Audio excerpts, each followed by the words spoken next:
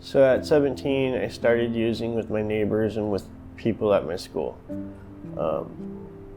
And I would bring it home, and my mom caught me doing it.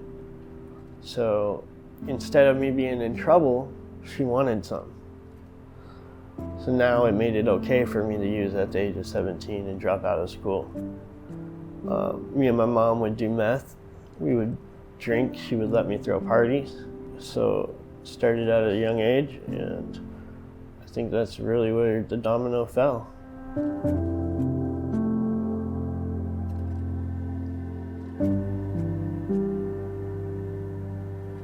And I thought this was normal. I thought drugs and everything was normal.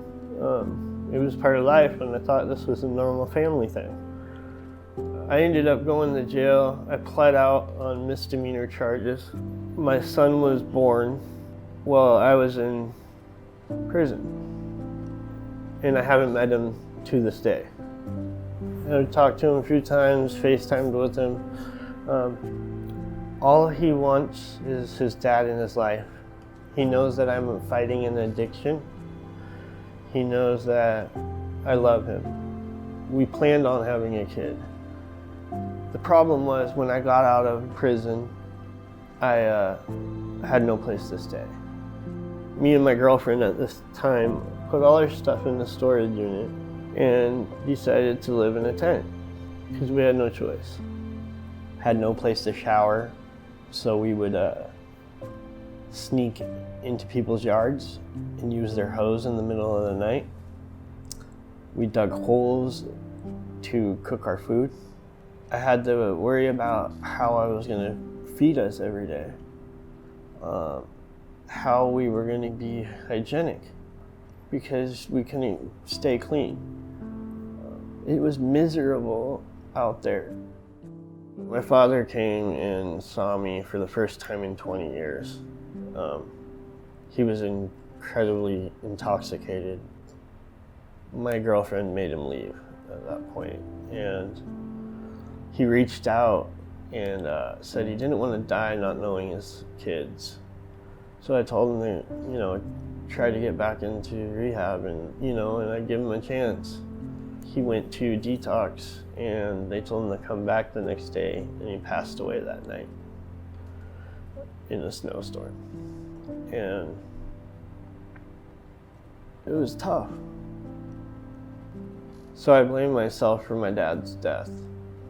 I soon got suicidal, and I asked my girlfriend to take me to the hospital, and she said no.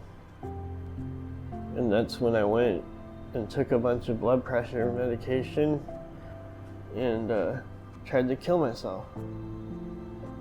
I woke up with tubes down my throat in the ICU. When I got out of ICU, they suggested I go into detox. And I said, I'm tired of making bad decisions, just put me somewhere. And they reached out to the mission, and the mission had a bed for me, and they came and got me. So when I got to the mission, they were very accepting to me, and I wasn't used to a welcoming place.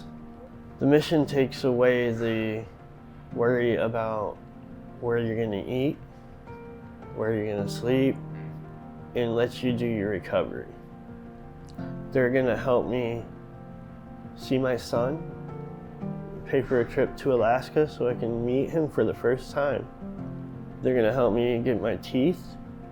They're helping me get glasses. They're helping me go to college. Before coming to the mission, I never really thought about God or the Bible. But spending time here and seeing the evidence that there is a God and seeing just how he affects people's lives. Even when I think back to my first encounter with the love van, it was at the exact perfect time when I had no food or nothing. They showed up. It's amazing how God works. There's no other explanation for it. So now I get to be on the other side of it and get to go out with search and rescue and touch people's lives like they did mine. This place is a godsend, and it saved my life. I don't know how else to say that.